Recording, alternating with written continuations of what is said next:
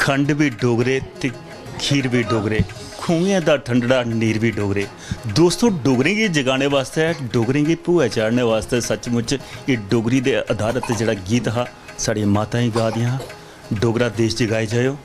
डोगरा देश जगाने दे प्रयास दे विच साढ़े चैनल दा भी प्रयास है कि अस ग्रां ग्रां जाइए लोकें दे विच अपनी मातर भाशा दी अलख जगा करने। उस अलख दे विच गै ये जिहड़ी अज दी कड़ी है इहदे विच इंदा भी योगदान है जेह्ड़ा आखदे भी डोगरा देश जगाए जाओ। बजुर्ग माता बैठी दी है, इंदे कन्नै गल कत्थ करने। माता केह् नाम है तुहाड़ा? मेरा नाम दर्शन देवी। मां दर्शन बड़े घट्ट होंदे बजुर्गें दे अजकल, घरा च घरी कां बनी आपूं बैठी दियां, बजुर्गें पिच्छे सुट्टी लैंदियां। नहीं नहीं, अस ते पैह्ले उंदी सेवा करनी ते फिर बाद च होर कम्म करने। पहले उंदी सेवा करदे? हां जी।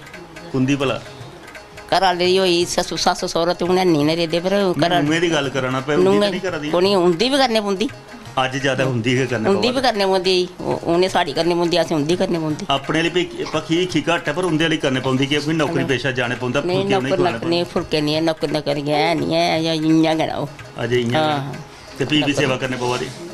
करनी पौंदी, कोई माड़ी मुट्टी करनी पौंदी। माड़ी मुट्टी होए तां हिखी हुंदी फिर साढ़े भी गोडे दवान ठोलन या दवान गल इक ठोले तां जे दवान तां क्यों गल है, एह्दी गल सही है।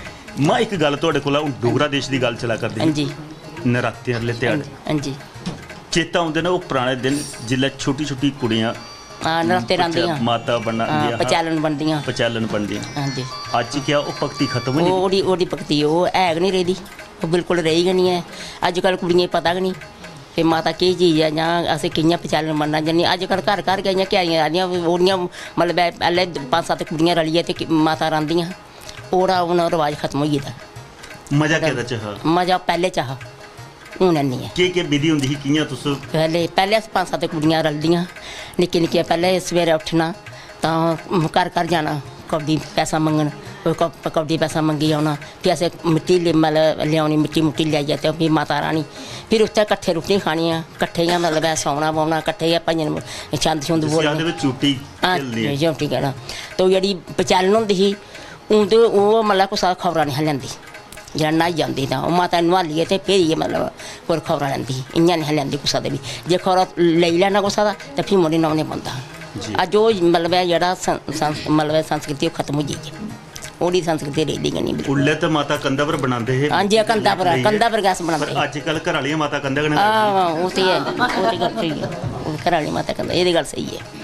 अज आपूं प्रधान होई ते उ'नें कंधा कन्नै लाइयै ओह् बी गल स्हेई है। उस बचपने दे विच जेह्ड़ी भगती भावना जागदी ही कुड़ियें दे विच, उस भावना कन्नै अग्गे तक्कर ओह् नैतिक गुण लेइयै जंदी ही, अगले घर भी ओह् पूजा पाठ भी बड्डे दी इज्जत मान भी करदी ही। अजकल मूंह धोंदियां ते पैह्ले किचन च जंदियां पींदियां, ओह् सुच्चम जेह्ड़ी गल करा करदे फिर न्हाई औंदियां। हां जी हां जी। कदें दिक्खेआ अजकल इ'नें नूंहां न्हाइयै? नहीं नहीं नहीं, अजकल 6-7 बजे ते उठदियां ने, अजकल दी नूंहां जेह्ड़ियां 6-7 बजे कोला पैह्लें नहीं उठदियां। ਖੂਹਾਂ ਰੋਜ਼ ਚੜਦਾ। हाँ रोला चढ़े तो केह् करना हून हाँ अपना कम्म जेह्ड़ा ओह् करी लैना ते जिल्लै मर्जी उट्ठना हून आखने दा जमाना नहीं रेह्दा। ਜੇ ਖੋਈਆ ਮਾਂ ਤਾਂ ਤੇਰੀ ਜੀਭ ਗੋਤਾ ਖਾਈ ਆ। हाँ गोता खा ओह् ते होई जंदा चलो केह् करना हून जैसा जमाना ऐसा इ'यां चलना पौंदा फिर।